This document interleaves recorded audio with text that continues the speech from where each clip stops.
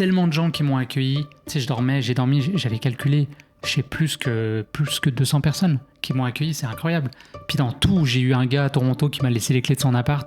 Puis c'était genre dans dans les buildings super hauts avec la vue incroyable. J'ai dormi dans des voitures, j'ai dormi dans toutes sortes de trucs, tu vois, dans une cabane dans les bois, genre des trucs vraiment improbables. Et en fait, tu te dis, putain, la vie, en fait, elle est trop incroyable et elle est trop généreuse.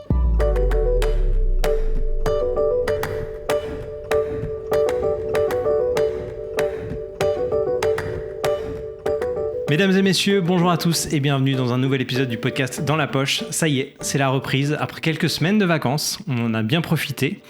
On n'a pas forcément beaucoup bronzé. mais voilà, on est de retour. Merci à vous qui êtes fidèles au poste pour ce nouvel épisode. Aujourd'hui, on reprend en douceur puisque nous ne sommes que deux autour de la table. On a la moitié de l'équipe qui est encore restée en vacances. Il y en a qui sont les transats, quoi. Voilà. Ouais. Donc je suis avec Julien aujourd'hui. Salut Julien. Salut, ça va ? Ça va et toi ? Ouais. Très content de faire cette reprise avec toi. Bah oui, écoute, ça m'a manqué un petit peu ces quelques semaines de. En vrai, moi aussi. Hein. J'avoue que le montage m'a pas manqué tant que ça, Non, mais ça, discuter avec vous, c'est. Il y a plusieurs auditeurs qui m'ont écrit pour me dire qu'ils avaient hâte que ça reprenne. Donc voilà, on est de retour. Eh ben écoute, et aujourd'hui, c'est un peu particulier parce que je me suis dit que tu allais être mon invité. Okay. On va la jouer comme si tu étais mon invité et pas forcément un membre du podcast. D'accord. Donc je vais te poser des questions, on va en savoir un peu plus sur toi. En sachant qu'il y a déjà eu quelques épisodes où on s'est présenté. Pour ceux qui nous écoutent depuis longtemps, vous savez à peu près qui est Julien et ce qu'il fait dans la vie. Mais là, j'ai envie qu'on se concentre un peu plus sur ton parcours. Déjà, pour ceux qui découvrent ce podcast aujourd'hui, qui nous écoutent pour la première fois ou qui n'ont pas entendu les épisodes en particulier où on a parlé de nos parcours, est-ce que tu peux te présenter assez rapidement ? Bah ouais. Donc moi, c'est Julien. Écoute, je suis né à Lyon. J'arrive sur ma 35e année. J'ai eu plusieurs vies dans ma vie. J'ai commencé en électricité. Donc, en fait, au début, je posais des compteurs électriques sur les chantiers. Bon, je te passe toutes les études classiques pour tout le monde. Mais mettons là où j'ai commencé à préciser, on va dire, le début de ma carrière professionnelle. Je posais des compteurs électriques en Drôme-Ardèche avec des collègues. Donc, je bossais chez ERDF, qui est une filiale d'EDF qui s'occupe de la distribution d'énergie électrique. Donc, j'ai fait un BTS. Un bac, non, c'est ça, un BTS. Ouais, c'est ça, un BTS. Faut que je me remonte dans le temps. Là. C'est dur, hein ? C'est dur. Ensuite, je suis rentré en bureau d'études chez RTE, qui est une autre filiale d'EDF pour laquelle je travaillais. En fait, En gros, je vais faire simple, on dimensionnait le réseau électrique haute tension sur plusieurs années. Donc, on faisait des simulations de voir comment le réseau allait changer en fonction des nouveaux projets qui arrivaient, autant de production que de consommation. On mettait tout ça dans une bécane et derrière, on était capable de voir si le réseau actuel il tenait le coup ou pas. Et s'il tenait pas le coup, on proposait des évolutions de réseau, à quel coût, et puis quels étaient les horizons qu'il fallait envisager, tout ça. Donc, truc un peu pointu. Ouais, j'avoue. C'est loin de ce que tu fais aujourd'hui. C'est vraiment loin de ce que je fais. Donc, moi, j'ai bien trippé. Par contre, en fait, je pense que tout est un peu parti à cause de mon stage de fin d'études, puisque en tant qu'ingénieur, tu es obligé de faire un stage d'études à l'étranger. Et moi, je rêvais déjà au Canada. Fait que, okay. Ouais. Alors attends, là, je vais te couper dans cette partie-là. Pourquoi tu rêvais déjà du Canada ? Je vais être cliché, mais je sais pas. J'ai dû voir des images quelque part, les paysages, la grandeur. Il y avait le côté un peu... Bon, c'est sûr que le Québec m'attirait, le côté un peu Amérique du Nord en français, je trouvais ça intéressant. Mais honnêtement, non, j'avais pas fait plus de recherches que ça. C'était plus un appel, quoi. Tu vois. Après, c'est marrant parce qu'à chaque fois que les gens me demandent pourquoi le Canada, pour mon cas personnel... T'arrives à répondre ? C'est la même chose, je sais pas pourquoi, j'ai toujours rêvé d'y aller, quoi, en fait. En fait, peut-être... Alors, c'est pas exactement le Canada, c'est l'Alaska, donc c'est plutôt les États-Unis. Okay. Mais... J'ai vu un film qui s'appelle Into the Wild. Je pense que ça a dû inspirer beaucoup de gens. Moi, c'est un de mes films préférés. Je l'ai vu au-dessus de 20 fois, je pense. Puis quand je l'ai vu au cinéma, ça m'a vraiment... je voulais voir l'Alaska. Et en fait, vu que le Canada, ça faisait un moment que j'y pensais, je m'étais acheté un livre, tu sais, quand tu pars en voyage, ça se fait plus trop maintenant avec Internet, mais à l'époque, tu t'achetais un livre, et c'était sur toutes les provinces du Canada et les territoires. Puis j'avais commencé à lire ça, je trouvais ça fascinant. Donc je m'étais dit, tiens, je pourrais faire un voyage où je pourrais allier les deux, tu sais, je pourrais aller jusqu'en Alaska, mais je voulais voir aussi tout le Canada, les maritimes, tu sais, j'avais vraiment envie de découvrir ce pays. Et du coup, je me suis dit, parfait, j'ai un stage à l'étranger, donc je vais commencer à appliquer. Donc là, je me disais, je suis électricien, fait que je vais bosser dans l'électricité. Donc j'avais postulé à Hydro-Québec, j'avais postulé dans toutes les provinces que tu peux imaginer. Genre en Nouvelle-Écosse, je me rappelle, j'avais envoyé mon CV partout. Je voulais absolument venir au Canada. T'es déterminé à venir. J'étais déter en ouf. Okay. Puis j'étais pas si bon en anglais, donc puis t'avais pas de ChatGPT pour traduire ton CV, donc tu vois, c'était un peu old school. Mais après ça, c'est ça. J'ai eu plein de collègues qui sont partis. Ils ont fait des destinations de malades. Ils sont partis à Singapour, aux États-Unis, name it, en Chine, tu sais, des trucs de fou. Et moi, finalement, j'ai jamais eu aucune réponse du Canada. Donc, heureusement, il y avait un de nos clients, en fait, qui est une compagnie norvégienne qui était installée en Allemagne, à Düsseldorf. Et nous, on était partenaires avec eux sur un projet en France. Et du coup, c'était comme un responsable d'une autre section qui m'avait mis en contact avec la cliente. Et puis, elle m'avait proposé un stage. Donc, ça avait été super cool. Franchement, ils m'avaient très bien arrangé. Donc, j'étais payé par ma boîte en France. Eux, ils ne me payaient pas, mais ils m'avaient trouvé un logement de fonction. Et puis, j'étais vraiment dans un cadre super intéressant, très multiculturel, parce qu'en fait, ils étaient un peu partout en Europe. Donc, il y en avait qui étaient en Hollande, il y en avait dans les pays de la Scandinavie, tout ça. Et en fait, je devais communiquer avec eux. Donc, c'était quand même super cool. Donc, tu es passé du rêve du Canada à Düsseldorf. Düsseldorf, je savais même pas que cette ville existait. C'est ça qui est drôle. J'ai regardé sur la map et tout. Et puis, en vrai, j'ai kiffé Düsseldorf. Okay. C'était trop stylé, fait que je suis parti avec ma Punto et tout. Ouais, l'avantage c'est que tu pouvais y aller en voiture. Ouais, je suis allé en voiture, je me suis fait le gros road trip et j'ai passé 3 mois là-bas et j'ai adoré. J'ai adoré l'Allemagne. Bon, je parlais pas du tout allemand, hein, donc par contre, j'avais commencé à faire du couchsurfing un petit peu en France, un peu dans l'idée peut-être un jour de voyager au Canada avec ça. Et en Allemagne, j'en ai fait à fond.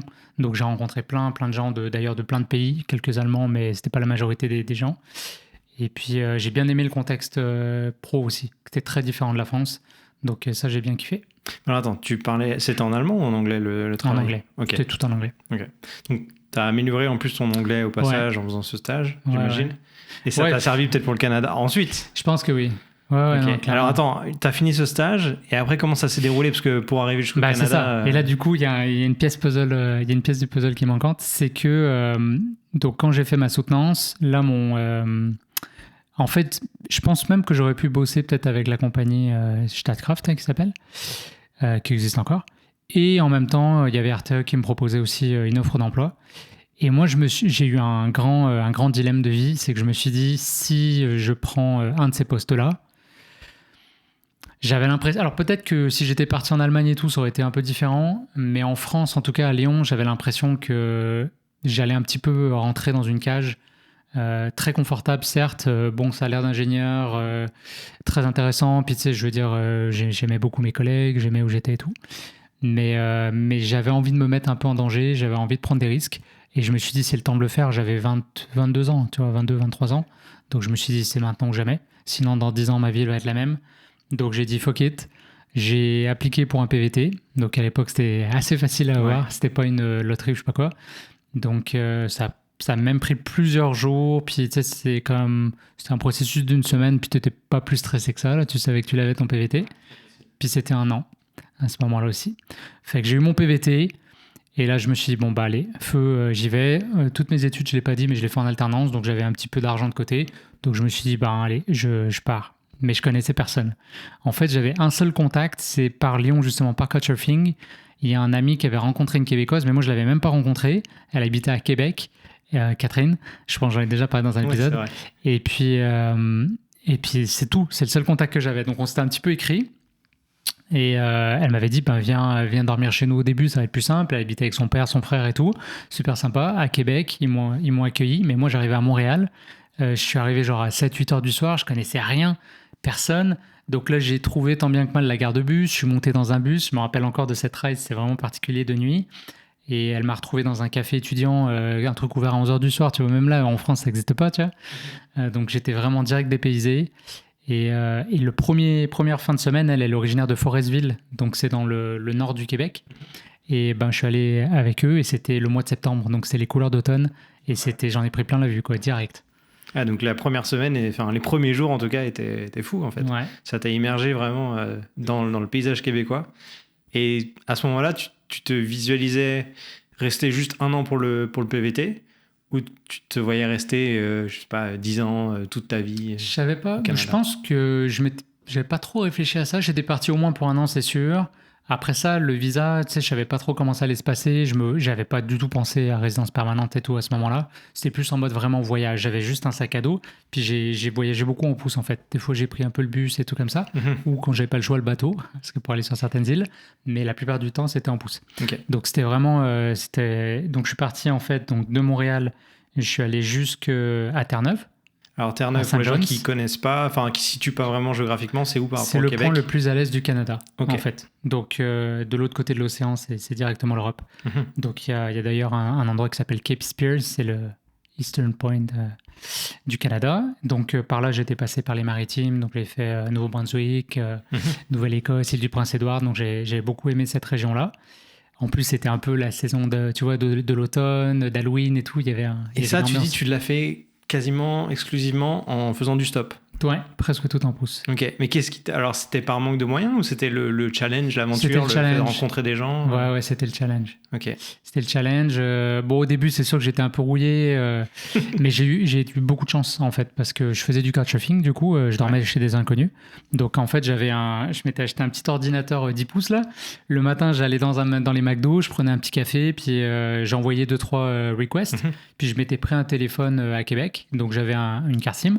Et puis dans le message, en fait, vu que j'avais pas internet, tu vois, en voyage, je disais, ok, ben voilà, j'expliquais mon voyage, puis je disais, si tu peux m'héberger, écris-moi un petit message parce que j'aurais pas internet, Okay. et puis comme ça, je pourrais avoir. C'est vraiment le school, quoi. Et je recevais un SMS ou pas dans la journée. Et si je recevais rien, bah au début, je devais un peu me démerder, puis j'ai dormi quelques fois dans des auberges ou dans des hôtels. Une fois, j'ai dormi dehors, mais c'était un peu sketch, ouais. Parce qu'en fait, la veille, j'avais dormi dans un hôtel, ça m'avait coûté super cher, ça m'avait coûté genre 90 balles, pour l'époque, c'était beaucoup. C'était quand même il y a plus que 10 ans. Et à ce moment-là, je m'étais dit, ah merde, c'était le début du voyage, donc j'étais un peu stressé avec les finances. Donc je m'étais dit, demain, je vais dormir dehors. Ouais. Puis ça fait moitié prix, tu vois, dans ma tête, je me faisais déjà des vieux calculs de merde. Et c'était à Gaspé.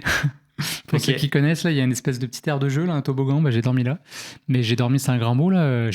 J'avais déjà acheté mon manteau d'hiver, mais déjà au mois de septembre, octobre. Ouais, comment ça fait il fait fucking froid la nuit. Ouais. Il fait fucking froid, fait que j'ai dormi 3 heures. Après, j'ai fini au Tim Hortons avec les itinérants de la place, puis j'ai bu des cafés jusqu'au lever de soleil. Par contre, j'ai vu des levées de soleil de dingue. Ouais, j'imagine. Ouais. T'as fait une seule nuit dans tout ton périple dehors ou t'en as fait plusieurs ? Une seule. Ok. Une seule, et après, du coup, j'ai eu énormément de chance parce que j'ai tout le temps trouvé. C'était fou. Une fois, j'ai dormi dans une école qui avait été convertie en auberge de jeunesse, mais j'étais tout seul. J'avais une école complète pour moi. Je pouvais aller dans toutes les salles, le réfectoire, il y avait un piano. C'est vraiment des histoires de fou, quoi. Des fois, faudrait que je revoie les images, mais ça me rappellerait des souvenirs. Alors, quand tu dis il faut que je revoie les images, t'étais déjà dans ce mindset de faire des photos à l'époque? Alors, tu documentais ton voyage? J'avais juste acheté j'avais en fait un D90, Nikon D90. J'avais commencé à faire de la photo parce que j'avais voyagé un peu en Europe avec un pote, puis ça m'intéressait déjà. Mais j'avais pas de place dans mon sac. En fait, j'étais même parti avec beaucoup, beaucoup trop de stock. J'ai fini par renvoyer une boîte en France parce que quand t'as tout sur le dos toute la journée, c'est impossible. Mais j'avais acheté du coup un petit Nikon C'était quoi le truc? P910 ou P90, je sais pas trop, c'était un petit compact, je sais même pas si c'était un capteur 1 pouce, je crois que c'était pas encore 1 pouce, c'était un peu plus petit, mais une belle lens, genre un peu lumineuse, puis je shootais avec ça. Mais je connaissais fuck all. Hein. Ah oui, t'étais pas... Non, c'était vraiment la passion de la photo arrivait après alors? Ouais, c'est arrivé après. J'aimais la photo, mais c'était pas, je parlais pas de passion, le voyage pour moi c'était une passion plus grande, et puis j'avais pas la prétention d'en faire un métier un jour, tu vois. Ok. Fait que c'est ça. Et j'ai documenté tout ce voyage-là. Fait qu'après ça, donc je suis revenu à Montréal, j'ai passé l'hiver à Montréal quand même. Là, j'ai rencontré des gens super, j'ai travaillé au Snow Village. Alors, qu'est-ce que c'est le Snow Village? C'est sur l'île Sainte-Hélène à Montréal. C'était la première année qu'ils le faisaient, c'était un hôtel construit en neige. Ouais. Ok. Fait que c'était vraiment... Ça existe encore ou... Je crois que ça n'existe plus. Okay. À Québec, il y a le Ice Hotel, mais c'est un peu dans le même genre, mais c'était vraiment de la neige compactée. Ouais. Et c'était des Suédois, je crois, qui étaient venus construire ça. Mais c'était vraiment random. C'était un gars que j'avais croisé qui s'appelait Marek, un super bon pote qui habite en Amérique du Sud maintenant, que je dois aller visiter d'ailleurs éventuellement. Et lui, en fait, on s'était croisé à c'était pas un congrès, une espèce de meeting pour parler le français. Et puis lui, il était trop impressionnant comme gars parce que, bon, l'anglais c'était sa deuxième langue, mais il la parlait parfaitement. Et français, il se débrouillait fucking bien pour une troisième langue. Puis c'était un gars qui bossait tout le temps. C'était un vrai Polonais, là, tu vois, qui en veut et tout. Et on avait changé nos contacts. Et genre 1 mois plus tard, il me réécrit vraiment random dans une soirée. Et il me dit Dude, est-ce que tu cherches encore un job? Si tu veux, viens-t'en. Puis c'était genre 10 heures du soir, tu vois. Fait que là, j'ai débarqué. Et puis j'avais vite fait un manteau et tout. Et on m'a dit tu vas bosser toute la nuit. Parce que c'était un taf de nuit. Fait que c'était de 11 heures du soir à 7 heures du matin. Mais c'était trop cool. Franchement, ce job-là, j'ai trop kiffé. Parce que déjà, avec ce gars-là, c'était super. Ouais. On s'est fait tous les levées de soleil. En fait, on clenchait la job le plus vite possible. Après, on passait la soirée à boire des cafés, à se raconter notre vie. Puis après ça, on avait une espèce de petit 4x4 là. Puis on allait voir le lever de soleil le matin.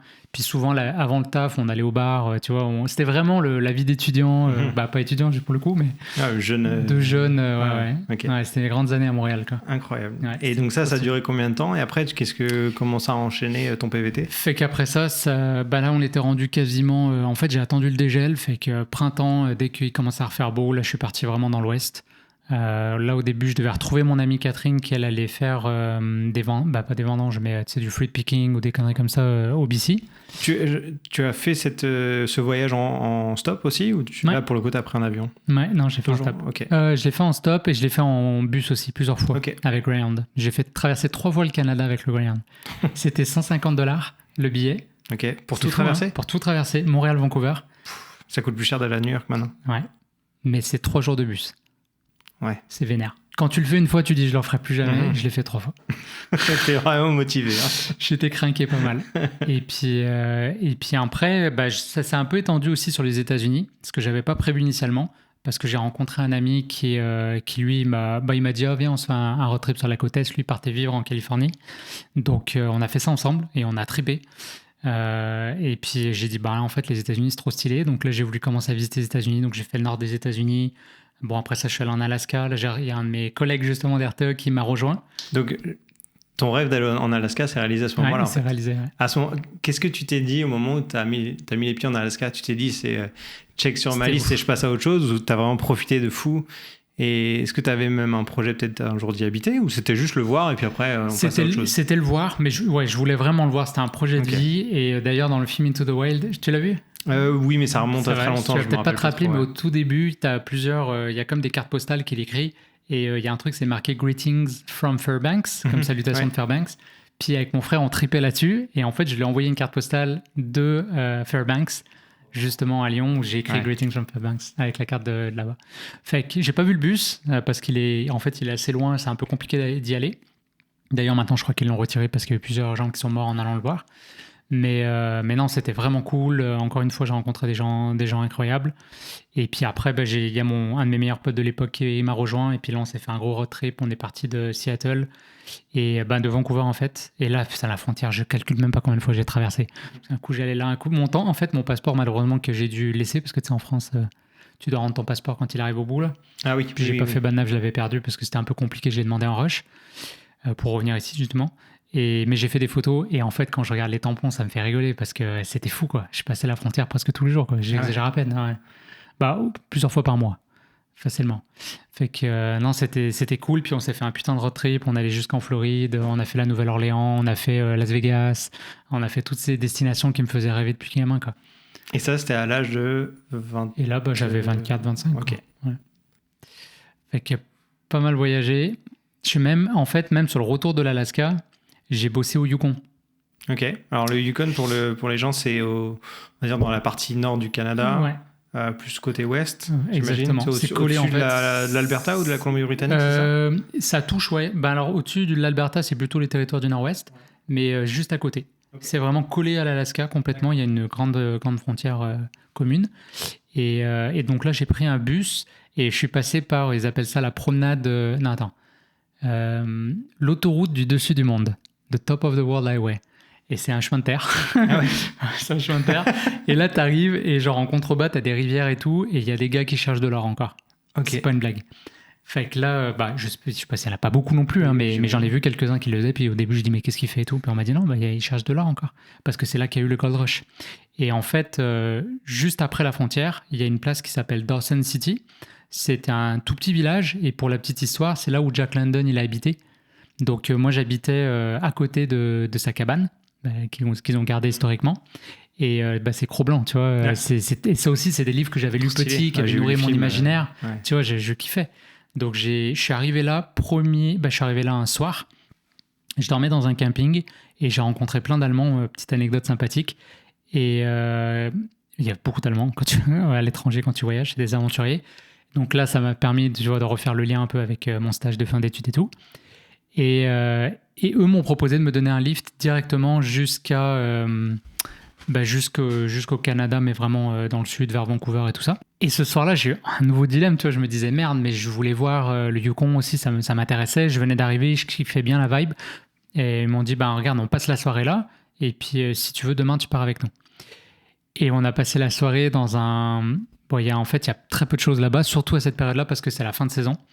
Donc t'as un cabaret où t'as des danseuses de French Cancan, genre c'est vraiment le school, un peu western, avec un casino, et puis après t'as un bar, et puis t'as une épicerie, quoi, that's it. Et en fait j'ai trop kiffé, et j'ai vu qu'en fait ils recrutaient dans les bars, et il y avait un hôtel qui s'appelle le Midnight Sun Hotel, juste le nom, tu vois. Et j'ai dit, tu sais quoi, je le tente le lendemain, parce que j'avais besoin de thunes à ce moment-là, j'étais un peu vers la fin du voyage. Et j'ai postulé le lendemain, et j'ai eu un taf. Donc j'ai bossé... T'as travaillé dans le Yukon. J'ai bossé un mois ou un mois et demi là-bas. Et puis je bossais 7 jours sur 7 parce que j'étais là pour faire du cash, puis eux, ils avaient besoin de main-d'œuvre à ce moment-là. Fait que j'ai travaillé au bar, j'ai travaillé dans les hôtels pour nettoyer les chambres et tout. Et puis ils m'ont même fourni un trailer. Et c'était trop stylé parce qu'il y avait des aurores boréales à ce moment-là de l'année. Ok. Fait que le soir, je rentrais du taf, je regardais les aurores boréales, puis j'allais me coucher dans mon truc, quoi, dans ma caravane. C'est des souvenirs incroyables. À ce moment-là, il se passe quoi dans ta tête? Tu te dis, c'est une vie que je veux vivre toute ma vie, ou c'est juste temporaire, je profite et je retourne à la civilisation plus tard? En vrai, j'y ai pensé et je savais que je pouvais pas retourner à mon ancienne vie. Et tu vois, je pense que là, on arrive vers la fin de mon voyage au Québec, au Canada et en Amérique du Nord même plus largement. Mais je savais que je pouvais pas retourner ingénieur. Au début, je pense que c'était quand même un truc que je me gardais. Je me disais, c'est mon plan B, je vais retourner. Je pourrais toujours... Puis tu sais, après 1 an ou 2, tu sais, ça fait un petit trou dans ton CV. On s'entend qu'on est en France, des fois ils regardent ça un peu.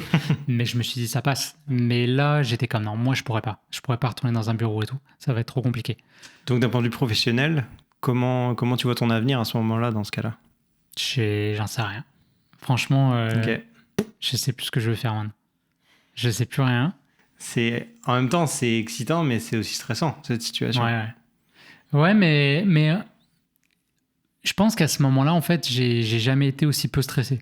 C'est trop bizarre à dire, mais en fait, quand pendant c'était presque 1 an et demi au final le voyage, il y a tellement de gens qui m'ont accueilli. Tu sais, j'ai dormi, j'avais calculé, je sais, plus que 200 personnes qui m'ont accueilli, c'est incroyable.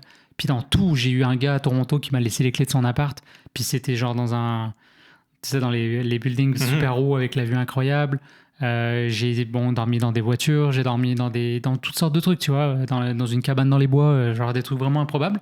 Et en fait, tu te dis, putain, la vie, en fait, elle est trop incroyable et elle est trop généreuse. Beaucoup plus que ce qu'on croit, en fait. Et ça, des fois, il faut que je me le rappelle parce qu'on l'oublie quand on retourne dans le day-to-day. Mais quand tu es en voyage, que tu fais du pouce, puis que tu vis le truc à fond, en fait, tu te connectes à la vie et à la confiance, quoi. Mais alors, c'est un mélange entre... Déjà, il faut avoir l'état d'esprit du voyageur, déjà ouvert d'esprit, ouvert à la rencontre, et aussi le fait que tu sois léger en déplacement. Ouais. Tu ne te trimbales pas avec 4 valises derrière toi, tu as juste un sac à dos, donc t'es beaucoup plus libre de tes mouvements. C'est facile d'aller chez quelqu'un, de débarquer tranquille avec un sac à dos, alors que si tu arrives avec deux grosses valises de soute, c'est plus compliqué. Hein. Ouais, c'était le début. Cet état d'esprit-là. C'était le début du minimalisme chez moi. Ouais. Tu y pensais déjà à ça? Par la force des choses. Hein. Ouais. Ah oui, non, j'avais commencé à regarder. Alors, je crois pas que le documentaire était encore sorti à l'époque. Mais non, j'ai commencé à y penser parce que mon sac était beaucoup trop lourd. Donc... Mais quand je te dis, j'en ai parlé, mon t-shirt que j'ai porté pendant 1 an, c'était ça. Ouais. J'avais un jean, mon jean, je l'ai changé au magasin, man. Il tenait, mais c'est un truc de fou. Il tenait debout. J'en ai pris un autre, j'ai jeté lui à la poubelle, tu jettes pas un, tu vois, direct, et puis j'ai mis un autre, quoi. Non, c'était improbable, c'était vraiment improbable. Donc cette aventure-là, ton PVT se termine. PVT se termine. Tu repasses par Montréal avant de rentrer. Je repasse par Montréal. Tu rentres en France directement, c'est ça? Ouais, je rentre en France. Donc, en fait, j'avais rencontré une fille à ce moment-là. À Montréal? À Montréal, ouais. D'accord. Donc on avait été un peu à distance parce que moi je voyageais puis qu'elle elle faisait sa vie ici. Puis on avait décidé de voyager ensemble. Puis on s'était dit, on peut pas choisir la France ou l'Europe. Donc au début je voulais lui faire visiter l'Europe. Donc on est allé en France un petit peu, chez ma famille à Lyon. Et après on a décidé de choisir une place qui était neutre. Donc ni Lyon ni Montréal. Donc on a décidé d'aller à Berlin. Ok. Donc je suis allé vivre à Berlin quelques mois. Et là, c'est quand même important dans l'histoire. Parce que quand tu parles de plusieurs vies, ça faisait partie de mes questions plus tard, c'est comment tu les identifies? Tu as eu cette période PVT. Là, c'est une deuxième vie, je pense. C'est une deuxième vie. Une troisième, du coup. Ouais. Parce que j'étais dans un autre mindset. J'étais toujours en mode voyage, mais j'étais plus en mode qu'est-ce que je fais? Puis à Berlin, j'avais essayé de travailler là-bas. Moi, quand j'étais à mon stage de fin d'études à Düsseldorf, j'avais ma voiture, donc j'avais pu un peu voyager en Allemagne. J'étais allé notamment à Berlin et je faisais du couchsurfing. J'avais rencontré un gars là-bas qui était un entrepreneur et lui, il crée il a peut-être changé depuis, là, ça fait un moment que je n'ai pas parlé, mais à ce moment-là, il créait des jeux de société éducatifs pour les entreprises. Il avait créé un jeu qui s'appelait Green Deal. C'était super cool, qui parlait déjà du développement durable, des choses comme ça. Et en fait, je l'avais recontacté et j'avais bossé un peu avec lui. Mais par contre, je voulais travailler en service à la clientèle et tout, et c'était impossible. Parce que Berlin, tu te débrouilles très bien en anglais, mais dès qu'il faut quand même faire du service à la clientèle et que tu parles pas allemand, c'est trop compliqué. Donc en fait, j'ai vécu sur mes économies à ce moment-là. On est resté, je sais plus exactement, je crois que c'était 2 mois, quelque chose comme ça. Par contre, on avait la chance d'être dans un appart qui coûtait vraiment pas cher. Ça nous coûtait genre 150 €. Tout compris, incluant la bouffe. En fait, c'était 2 appartes et c'était une coloc de 8. Donc il y avait un côté super communauté aussi que moi je kiffais bien. C'était tous des francophiles, ils avaient tous fait des stages en France, donc c'était trop drôle, on parlait français. Et puis après, Berlin, ça coûtait rien à cette époque-là. Pour sortir, tu bouffais dehors, ça te coûtait 3-4 €. Donc c'était stylé. Fait que là, c'était la grande vie, j'avais commencé à faire de l'escalade, des conneries comme ça. Et après Berlin, c'était l'hiver. Et en fait, le froid, il nous avait trop saoulés. On était à ce moment-là qu'on voulait plus se faire chier. Donc là, on a pris la carte sur Google Maps, on a regardé les météos et tout, et on a dit où est-ce qu'on se part. Et en fait, c'était vraiment un hiver de merde. Je sais, il faudrait que je recalcule l'année là. Mais même à Lyon, je me rappelle, l'eau avait gelé. C'était vraiment un hiver compliqué. Et il y avait une place où il faisait chaud, c'était en Sicile. Donc on s'est barré en Sicile. On a pris l'avion et puis après on a fait quelques voyages, on est passé par la Pologne, on a fait un peu l'Italie et tout, et on s'est ramassé en Sicile à Catania. Et j'ai habité là-bas encore quelques mois. Puis je bossais dans un hôtel avec un gars, Daniele, je me rappelle, et c'était trop cool parce qu'en fait c'était un peu comme du woofing, mais au lieu de faire, tu sais, le woofing c'est dans les champs, mais là c'était Workaway, l'application, ça doit exister encore. Et puis dans le fond on faisait les petits déjeuners, on faisait un peu de lessive, des trucs comme ça, puis ils nous logeaient. Et ils nous nourrissaient en partie. Mm-hmm. Puis après, t'as un marché, je veux dire, ça coûte que dalle, hein, c'est le sud de l'Italie. Sûr, ouais. Encore plus à l'époque, je veux dire, on bouffait du poisson, quoi. C'était incroyable. Qu'est-ce qui te ramène ensuite au Canada, finalement? Alors, voilà. Parce que là, tu as fait une bonne parenthèse en Europe, encore une fois. Mais après, la suite des choses... Donc là, à ce moment-là, on arrive à un moment, donc on est retourné à Lyon à un moment donné. Chez mes parents, c'était plus simple aussi financièrement. Et là, donc ma blonde de l'époque commence vraiment à s'ennuyer du Québec, elle décide de retourner. Et moi aussi, je voulais retourner parce que voilà, ça me manquait. Je voulais l'accompagner. Mais j'avais plus de visa. Le PVT, j'avais déjà joué cette carte-là, donc je savais pas trop comment faire. Et un truc que j'ai pas dit, c'est que dans une boîte de nuit à Berlin, j'ai rencontré un Québécois qui était photographe. Incroyable. Et il avait sa caméra et tout. Il m'avait vraiment inspiré. Je le trouve. Moi, je commençais vraiment à m'intéresser à la photo parce que tu vois, j'en faisais tout le temps. Et on avait beaucoup parlé. Et il m'avait parlé d'une école à Montréal qui s'appelle Marsan, qui existe encore. Et donc, c'est lui qui m'avait parlé de ça. Et à l'époque, je m'étais dit, ok, pourquoi pas faire Marsan? Parce que sinon, j'avais pas d'adresse, tu vois, j'avais pas de contact, rien. Quelques contacts, mais pas dans la photo tant que ça. Et lui m'avait dit, non, Marsan, c'est vraiment une bonne école. Là, j'ai regardé, et c'était cher, c'était 15 900 $. Aujourd'hui, j'ai appris que c'est pas loin de 20 000. L'ensemble du cursus? Ouais, pour 13 ou 14 mois. Ok, quand même. Et par contre, ça faisait plus que 2 ans que je voyageais. Ça faisait presque 3 ans. 2 ans et demi, quoi. Donc, j'avais plus une thune. Donc c'était un peu compliqué. Fait qu'à ce moment-là, j'ai bossé au Monoprix. Je travaillais le matin et tout dans les rayons surgelés, dans le vin et tout. J'ai travaillé comme un dingue pour ramasser de la thune. Et après, il y avait mon histoire de visa là que j'avais niqué. Tu te rappelles? Je t'en avais parlé, ça, je crois. Non. Je raconte? Bah oui, bien On sûr. a le temps? Ok, ça dépasse pas trop, ça va. Non, on a tout le temps. On fera. Au pire, si c'est trop long. Tu couperas. Parce que ton histoire était. Ma question sur le présente-toi rapide. C'est la première question, je suis rentré dans les détails. J'ai posé une question, présente-toi rapidement. On en est à 30 minutes. Merde, c'est vrai. Hein. Je suis encore sur les questions. Mais j'adore. Au pire, on fera J'ai déroulé, un hein. deuxième épisode sur les autres questions que j'avais. Ah non, mais sur toi. rapide, c'est vrai. J'ai pas écouté la question. Je suis parti tout droit. Je te laisse continuer cette histoire. Oh merde. Bon, ok. On a le temps. Fait que là, à ce moment-là, je me dis, bon, bah, il faut. En fait, je raconte ma vie, quoi. C'est une biographie. Vas-y. Si tu veux écrire un bouquin, ça te servira d'aide Ouais, pour c'est le. ça, oui, je fais exact. C'est le mémo vocal. Fait que, alors attends, c'était quoi l'histoire? Ouais, c'est ça. Donc donc j'ai postulé pour avoir le visa. Sauf que il fallait que tu aies des réserves financières. Ce que j'avais pas. Oui, ok. Quand tu viens au Canada, j'explique rapidement, parce qu'en PVT, c'est la même chose. Tu dois justifier auprès de l'immigration que sur tes comptes français, en l'occurrence, tu as un montant suffisant, du style 3 000 euros ou 5 000 euros, je sais plus, avant d'arriver, pour qu'ils sachent que tu as les moyens de retourner dans ton pays si jamais ça se passe pas bien. Donc voilà. C'est exactement ça. Et en fait, à ce moment-là, j'avais pas du tout la thune, comme j'expliquais. Je en ramassais, mais ça allait pas assez vite. Donc là, moi, à ce moment-là, ma blonde était déjà rentrée, donc on était à distance, c'était un peu compliqué, puis j'avais hâte de retourner. Et du coup, à ce moment-là, je me dis, bon, il me faudrait que, parce que c'est juste un papier, en fait, c'est une attestation de ta banque qui dit que tu as les fonds. Donc je me suis dit, il faut que je trouve quelqu'un qui me file l'argent. Et puis après ça, au pire, je rends la thune, tu vois. Donc au début, j'ai voulu faire un prêt à la banque. Par contre, j'avais besoin d'un co-signataire et mes parents, ils ont refusé de signer. C'est vraiment dans notre famille, tu vois, et c'est un peu compliqué avec ça. Donc ils voulaient pas. Mon père, il m'a dit, si c'est vraiment important pour toi, tu gagnes l'argent et après, tu y vas. Bon. Alors en même temps, je suis quand même content de ne pas avoir eu à payer le prêt après parce que quand je le racontais, j'étais quand même un peu dans la merde financièrement. Donc j'ai dit, ok, il faut que je trouve une autre solution. Là, j'ai demandé à mon meilleur pote de l'époque avec qui j'avais voyagé justement à Las Vegas et tout. Et je lui ai dit, bah, je crois qu'il me manquait comme 3-4 000 euros, quelque chose comme ça, quand même. Quand t'es au SMIC et tout, ça rajoute 4 mois, tu vois, c'est compliqué. Et donc, du coup, il me dit, bah, il n'y a pas de problème, Julien, et tout, je vais pouvoir te faire ton virement. Donc, moi, je suis refait, ok, parfait, je commence à tout préparer, tu vois, je suis chaud.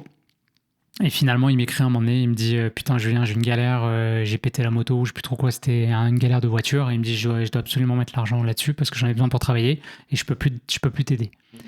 Et là, à ce moment-là, je suis comme, dans ma tête, il y a plus de solution. Fait que là, je prends une marche à Lyon pour me dégourdir la tête, tu vois. Et je me rappelle, bon, je vous fais l'histoire courte, je me ramasse devant un magasin de meubles, genre meubles un peu de luxe et tout. Et je sais pas pourquoi je m'arrête devant cette vitrine, puis j'ai les yeux un peu dans le vide, je suis en train de penser qu'est-ce que je vais faire et tout. Et là, mes yeux s'arrêtent sur un tapis. Les gens, ils vont dire où est-ce qu'il va avec son histoire. Et il y avait une petite étiquette avec le prix du tapis. Puis, bon, on va dire que c'était 4 000 euros qu'il me fallait. Le tapis valait 4 000 euros. C'était exactement le montant dont j'avais besoin. Okay. Et dans ma tête, à ce moment-là, il y a eu un shift qui s'est passé avec l'argent. Ah, okay. Parce que je me suis dit 4 000 euros, moi, dans ma tête, ça changeait tout. Je pouvais retourner au Canada, je pouvais faire de la photo, vivre mon rêve et tout. Puis pour d'autres personnes, 4 000 euros, c'est un putain de tapis que tu mets sous ta table, tu vois, on s'en bat les couilles. Donc en fait, ça a vraiment fait un chiffre. Je me suis dit, mais on s'en fout en fait. 4 000 euros, c'est juste un chiffre. Ouais. Et là, dans ma tête, en disant c'est juste un chiffre, je me dis, mais je l'ai la thune. Vu que j'avais 2 comptes en banque, ce que j'ai décidé de faire, c'est mettre toute la thune sur un compte, faire une attestation de fonds, ensuite revirer tout le même argent sur un deuxième compte et faire une deuxième attestation de fonds. Mais j'avais attesté 2 fois la même somme. J'ai joint les 2 feuilles, j'ai envoyé ça et j'ai dit Inch'Allah. Et c'est passé. Okay. J'ai eu mon visa. Ouais, en fait, ils vérifient pas. Ils vérifient que dalle. Ils ont vu c'est la somme, ils ont dit ok, il est correct. C'est le principe, quoi. Sauf que j'avais pas la thune. Fait que en fait, j'avais de quoi payer les 2-3 premiers mois. Après, je m'étais dit on verra, tu vois. Dans ma tête, je me voyais travailler au marché Jean Talon Black et tout. Donc, je suis arrivé et j'ai commencé les études. En plus, on payait par trimestre. Par trimestre. Donc, tu sais, tu payais pas direct les 15 000 balles. Ouais. Donc, c'est pour ça que ça me laissait une petite marge de manœuvre. Et on n'avait pas le droit de travailler à ce moment-là. En tant qu'étudiant, maintenant, on peut... Ah ouais. Tu pouvais juste travailler sur le campus. Ok. À ce moment-là. Ou alors, je crois que c'est quand tu étais en vacances, là, tu pouvais travailler à temps plein ou quelque chose comme ça. Mais pendant tes études, tu pouvais pas. Donc en fait, j'avais même pas le droit de travailler. Eh bien, cette loi a changé seulement, mettons, quelques mois après que j'ai commencé. Ok. C'est fou, hein. Ouais. La loi a changé Et là, il y a l'Ozo qui venait faire une présentation à Marsan pour présenter du stock. Alors l'Ozo, pour expliquer aux gens qui connaissent pas, c'est un magasin de photos vidéo. Qui n'existe plus aujourd'hui, mais qui était le plus gros magasin photo au Canada à ce moment-là, pendant presque 100 ans. En fait, pendant 100 ans, ils ont fêté leurs 100 ans. Et il y avait la DRH de l'époque qui était là. Et là, tout le monde, tous mes camarades, ils étaient là, ils regardaient les caméras, machin. Moi, j'en avais rien à foutre. J'ai regardé la DRH, je suis allé la voir. Je lui ai dit, je veux travailler pour vous et tout. Je me suis vendu, j'ai fait mon pitch de vendeur. Et elle m'a dit, OK, envoie-moi un CV par email et tout. Et le lendemain, je travaillais pour eux. Trop fou. Et j'ai eu un job. Et du coup, à chaque mois, ma paye rentrait. Ça me permettait de tout payer, mon loyer, ma bouffe, l'école. J'étais vraiment flat à chaque fois. Et puis, j'ai fait ça pendant presque toutes mes études. OK. Ouais. Et donc, tu as passé 1 an et demi, 2 ans à faire ces études-là? Ouais, 1 an et demi. Okay. Et après, du coup, ils te donnaient un visa post-diplôme. Par contre, en fait, ils m'avaient donné même un peu plus qu'un an et demi. Donc après, ils m'avaient redonné la même durée. Donc j'avais un peu gratté là-dessus. Bon, je te passe toutes les déboires de visa. Je me suis ramassé à Cuba, j'ai perdu mon visa. J'étais plus capable de revenir. Donc je suis revenu, j'ai travaillé plusieurs jours sans visa. Une galère. Fait qu'après, je me suis ramassé plusieurs mois parce que du coup, je l'ai quand même dit, je voulais pas faire de la merde. Et ils m'ont dit, dès que tu as ton visa, tu viens bosser. Et ça a duré des mois. Donc pendant des mois, je pouvais pas bosser, je faisais pas de thunes. C'était un peu compliqué. Et voilà. Et finalement, après ça, j'ai dit, j'arrivais vraiment au bout de tous mes visas. J'avais plus rien. Et j'avais commencé ma résidence permanente, mais c'était fucking long. C'était même le CSQ, donc la partie avant où tu es approuvé par le Québec. Et j'avais plus aucune carte dans mon jeu, donc je me suis dit, je retourne en France. Je veux voir la famille. Ok, donc en fait... 2018. Mais ça veut dire que tu as lancé les démarches et t'es parti, ou tu as laissé tomber les démarches? Non, j'avais lancé et j'attendais, mais à un moment donné, j'arrivais au bout du visa. Ouais. Donc là, j'ai décidé de retourner en France à ce moment-là. D'accord. Puis ma famille me manquait, j'avais le goût de revenir en France et tout, ça faisait quand même plusieurs années. Ok. Et puis voilà. Et donc... Si je reviens au début où tu me disais que tu avais le rêve d'aller au Canada depuis tout petit, tu as eu ces expériences-là, donc tu as déjà à ce moment-là traversé le Canada en long, en large, en travers, tu as été aux États-Unis, tu as vu toute l'Amérique du Nord globalement, tu as fait plein de travail, tu as même étudié donc, au Canada, tu as eu un job en même temps. À ce moment-là, est-ce que t'es rassasié du Canada et c'est bon, tu peux rentrer en France, recommencer, on va dire, le fil de ta vie française classique? Ou est-ce que non, dans ta tête, c'est mort, ta vie, elle est en Amérique du Nord et tu dois retourner à tout prix, quoi? C'était une parenthèse dans ma tête, la France. La France, c'était une parenthèse, d'accord. Je retournais en me disant, j'avais hâte d'y retourner, j'étais content d'y retourner, j'avais envie de me réinstaller là, redécouvrir un peu le lifestyle à la française, qui est quand même... il y a plein de gens qui crachent sur la France, mais moi, chaque fois que je retourne en France, j'adore. Ouais. Il y a des trucs trop stylés qu'on n'a pas ici. Mais je savais que je retournerais au Canada éventuellement. En fait, moi, c'était vraiment en attendant mon visa. D'accord. Sauf que, donc, tu vois, c'était fin 2018. Donc là, c'est là que j'ai commencé à faire du trading. Donc là, parce que je suis attends. Photo, trading, bam. Encore une autre vie de Sans Julien. transition. Et voilà, là, on rentre dans la 5e, c'est ça. C'est ça. Tu rentres en France en attendant ce visa. Et là, professionnellement... Qu'est-ce qui se passe? Tu arrives au chômage? Chômage. Dans ta tête, non, pas de chômage. T'as rien. Tu t'arrives, ils me connaissaient plus. Ouais, enfin, sans emploi. J'avais que dalle.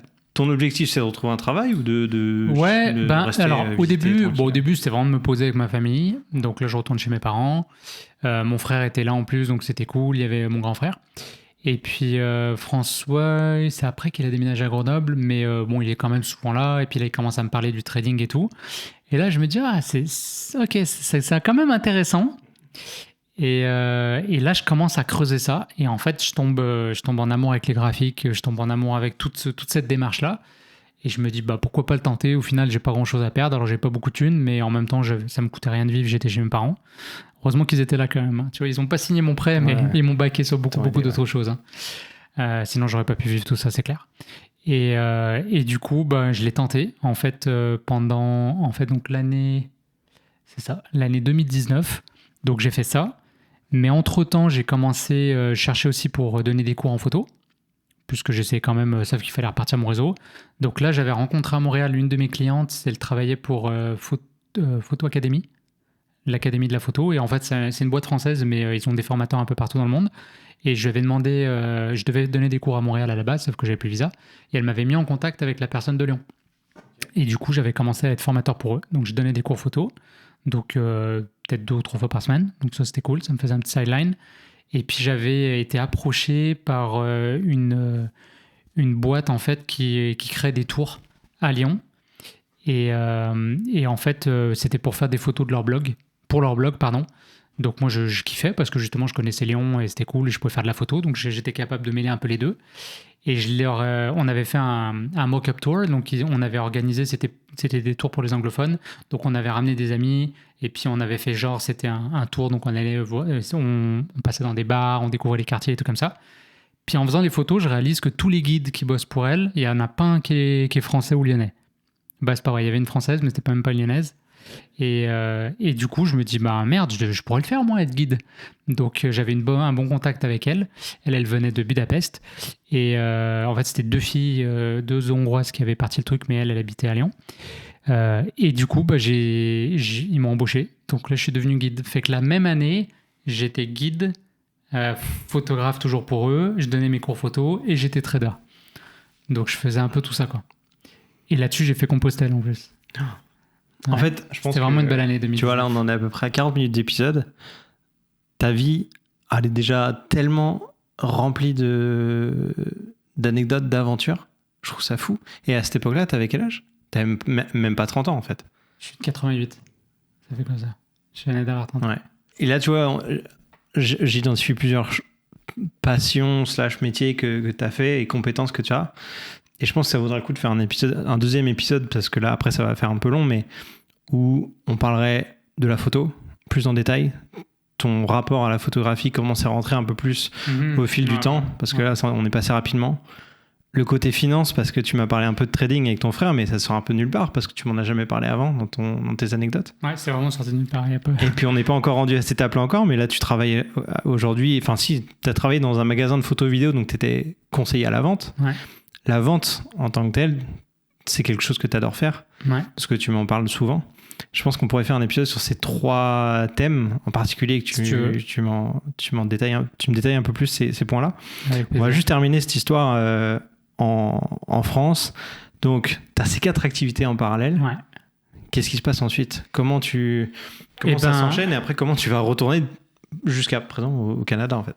Ensuite, à ce moment-là, il y a vraiment random sur Facebook, la fille avec qui j'ai fait le mariage de ses parents là, il n'y a pas longtemps. Ouais. Cette fille-là débarque à Lyon. Je vois ça sur mon Facebook. Puis là, je suis comme, what the fuck, qu'est-ce que tu fais à Lyon? Elle me dit, ma meilleure pote, elle habite à Lyon. Et donc, c'était une Québécoise. Donc, elle nous a présenté, on est restés amis. Et elle bossait chez Apple. Okay. Donc, elle a fait rentrer mon grand frère chez Apple et moi aussi pour les fêtes de Noël. Donc, moi, je m'étais dit, je vais faire le mois de Noël. Et puis, je voulais vivre l'expérience de vivre chez Apple. De travailler chez Apple, parce que voilà, j'aime bien Apple.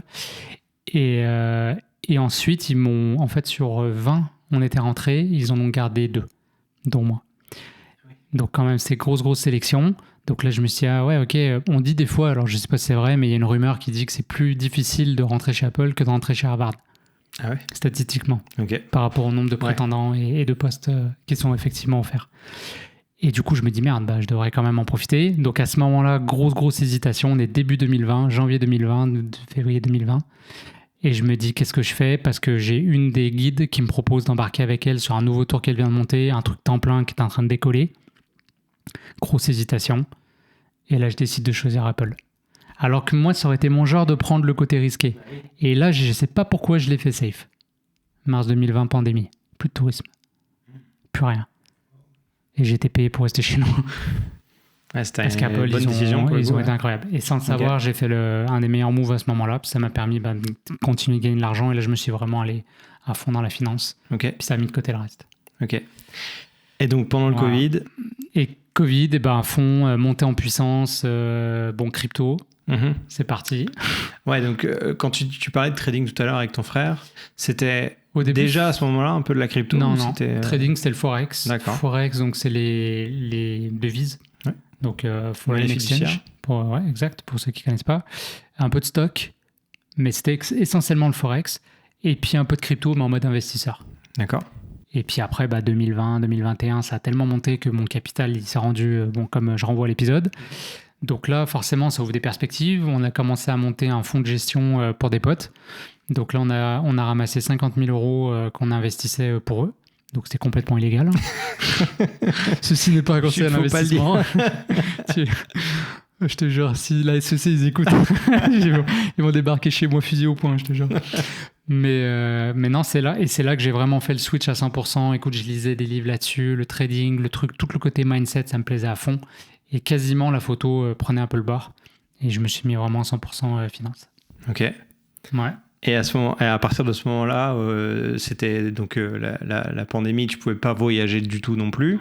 Qu'est-ce qui fait que tu retournes au Canada alors? Parce que tu avais une situation stable avec ton emploi chez Apple, plus le trading, ça marchait plutôt bien, et l'aspect gestion de fonds avec ton frère.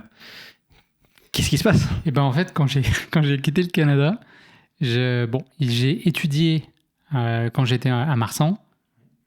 Ma blonde actuelle, on a étudié ensemble en fait. Je vais le dire comme ça. Donc Dominique, que tu connais. Dominique, on a étudié ensemble. Et en fait, on a commencé à se fréquenter avant que je rentre en France. D'accord. Et donc à ce moment-là, donc c'est un peu l'histoire, ça dépend à qui tu demandes quand est-ce que la relation a commencé. Mais moi, je me disais, je retourne en France. J'ai pas envie de m'embarquer dans une relation à distance. Je l'avais vécu justement au Canada à l'époque, comme j'avais raconté. Et au début, on est resté plusieurs mois à s'écrire. Finalement, elle est venue à Barcelone, on a voyagé un peu ensemble. Et on a décidé finalement de se mettre en couple, mais sans savoir qu'il y avait une pandémie qui allait tomber là-dessus. Donc moi, l'année 2019, dans tout ce que j'ai fait, ce que je vous ai pas dit, c'est que je suis retourné aussi 2 mois, 1 mois ou 2 mois au Canada. Puis c'est là que j'ai fait les îles de la Madeleine en tant que touriste, machin et tout. Okay.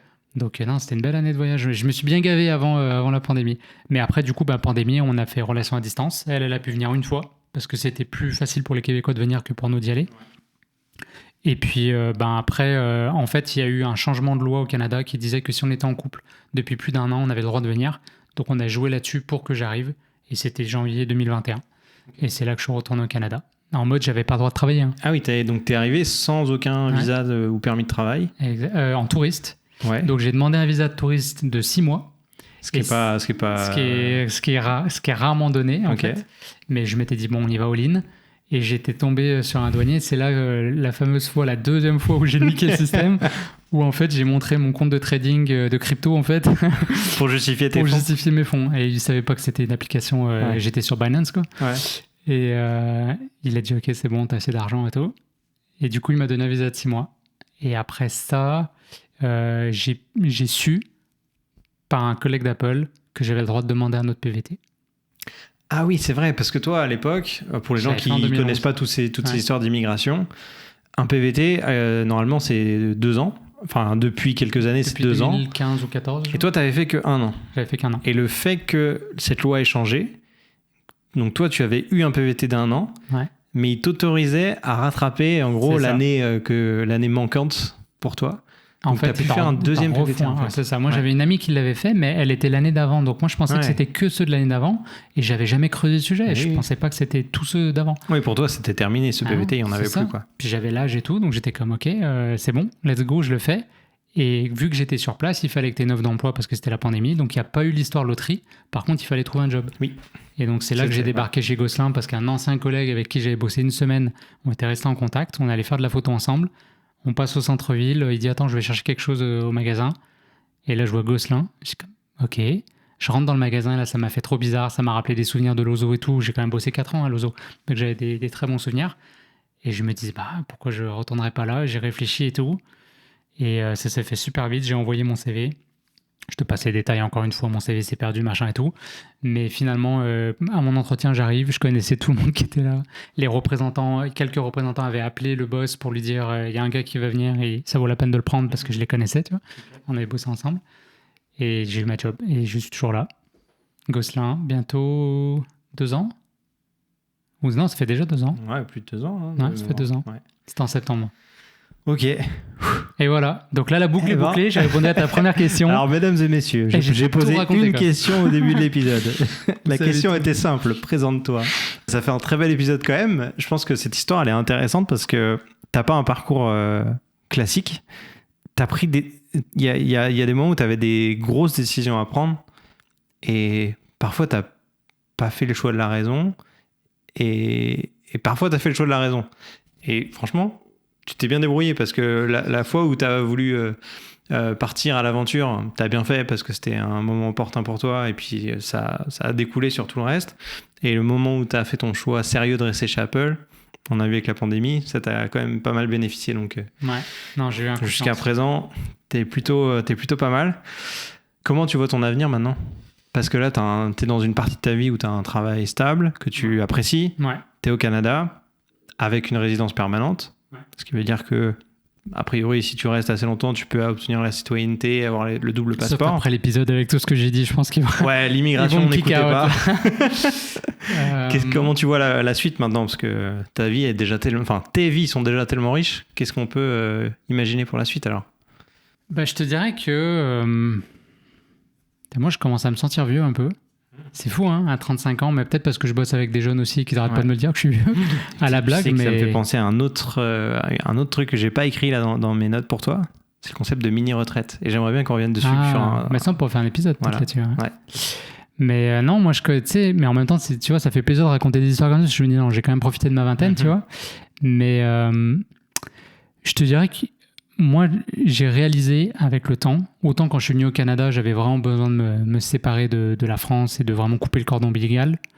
Autant là, je te dirais que, particulièrement Lyon, la ville où j'ai grandi, c'est une ville qui est très chère à mon cœur. Et pour moi, ce serait important d'y retourner régulièrement. Donc, mon idéal de vie, si tu me demandes qu'à moi, mais après, quand tu es en couple, forcément, il faut trouver faut que ça fonctionne pour tout le monde. Et je veux le respecter. Mais mon idéal de vie à moi, ce serait de vivre entre les deux villes, entre Montréal et Lyon. Et mettons 4 mois, et puis un 4 mois de voyage. Ça, ce serait mon idéal de vie, tu vois. Bon, il faut avoir les finances aussi. Ouais. Mais dans le meilleur des mondes, c'est ce que je ferais. Donc après, continuer... la finance, je me rends compte, c'est vraiment quelque chose qui va rester. C'est plus en tâche de fond ou ça peut devenir un travail? Ça pourrait devenir un travail, je pense. Alors, je ne serais pas je pourrais reprendre des études, c'est pas ça qui me fait peur. Mais ce serait vraiment un gros processus pour travailler dans la finance traditionnelle telle qu'elle. Moi, je trouverais intéressant peut-être si à un moment donné, j'arrive à rentrer dans le côté crypto en amenant mes compétences à moi, qui sont peut-être justement la vente, le service à la clientèle, les choses comme ça. Donc, ça ne sera pas sur la compétence pure et dure de codage ou de tout comme ça, mais plus des soft skills qui sont nécessaires. Hein. C'est des jobs transverses. Donc ça, c'est quelque chose qui me plairait. Monter ma boîte. Le côté d'entrepreneur, ça me tente de plus en plus. Avec mes frères, et puis avec toi, on pense à des choses.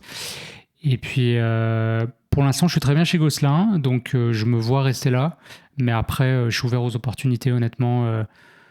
J'aime bien. Après, je trouve qu'après 3-4 ans, tu as quand même fait un cycle. Tu sais, je veux dire, autant j'aurais 50 piges, mais à 35 ans, je me dis, il y a encore des belles choses à faire. Donc, j'ai envie d'en profiter à fond. Et puis, j'ai envie de finir sur une citation, à moins que tu aies une autre question. Non, mais non, c'est parfait. Je l'avais gardé pour la fin. Finir par une citation avec un épisode dédié à Julien sans citation, c'est pas J'avais pas le choix. Mais en fait, c'est une citation qui m'est restée dans la tête tout ce temps-là. Okay. Parce que derrière, on pourrait se demander qu'est-ce qui m'a porté, en fait, sur toutes ces années à faire tous ces trucs-là. Et c'est une phrase que j'ai lue un jour de Alphonse Lamartine, que je trouve incroyable, qui dit « Il n'y a pas d'homme plus complet que celui qui a beaucoup voyagé, qui a changé 20 fois la forme de sa pensée et de sa vie. » Et cette phrase-là, elle est restée dans ma tête. Et c'était un peu mon objectif de vie. C'était ça. C'était de changer de forme, de pensée et de vie plusieurs fois. Donc, je n'ai pas fait 20. Je suis à 5 ou 6. Ouais, t'es pas si loin que ça. Mais il me reste 50 ans pour le faire. Donc, je pense que c'est jouable. Et en vrai, je me dis, c'est le mieux qui peut arriver, quoi. Okay. De découvrir le monde. Il y a tellement de choses à faire. Il y a tellement de gens incroyables et d'aventures à vivre. Moi, j'ai envie d'encourager, en tout cas, ceux qui se sentent à l'étroit dans leur vie, dans leur job, peu importe. En fait, la vie est trop généreuse pour se faire chier. Franchement, il faut croquer dedans, là. Il faut y aller, parce que le temps, il passe. Super. Écoute, voilà, c'était le mot de la fin. Merci Julien pour cet épisode. On va essayer d'en faire un deuxième un peu plus dédié à tes passions, tes soft skills, comme on a dit tout à l'heure. Ouais. Merci à vous d'avoir écouté cet épisode. Si vous avez croisé Julien durant ses voyages et que vous nous écoutez, ça serait cool. N'hésitez pas à laisser un petit commentaire. Le souvenir que vous gardez de Julien pendant son voyage. Et puis, si vous avez jamais rencontré Julien, ça sera peut-être l'occasion lors d'un voyage, je sais pas. Ou même, est-ce que tu accepterais qu'il y ait des gens qui fassent du couchsurfing chez toi, par exemple ? Est-ce que tu l'as déjà fait en tant qu'hébergeur? Je l'ai fait là avec ma blonde et les enfants, c'est plus compliqué. Ouais, hein. Mais ouais, je l'ai fait. Je l'ai même imposé à mes parents, en fait. Ah ouais? Je l'ai même imposé à mes parents. Donc, bon, après, c'est des gens que je connaissais un peu. Okay. Mais mes parents ont été coach-surfeurs. Parce que c'est vrai qu'à force d'avoir été accepté dans le domicile de plein de gens, c'est cool aussi de rendre l'appareil, tu vois. Absolument. En sachant que tu connais ce milieu du voyage, tu sais que les gens qui viennent... Mais tu sais qu'encore aujourd'hui, quand il y a des gens qui viennent à Montréal, je me mets toujours un point d'honneur à les faire visiter. Et ça date de cette époque-là. Parce qu'il y a tellement de gens qui ont pris du temps pour me faire visiter. Et quand tu découvres une ville au travers des yeux de quelqu'un qui y vit... C'est extraordinaire. Clairement. En tant que touriste, tu peux pas vivre ça. Donc si je peux le faire vivre, mais ouais, écrivez-moi avec plaisir. Parfait, merci beaucoup et on se retrouve très vite pour un prochain épisode dans votre poche.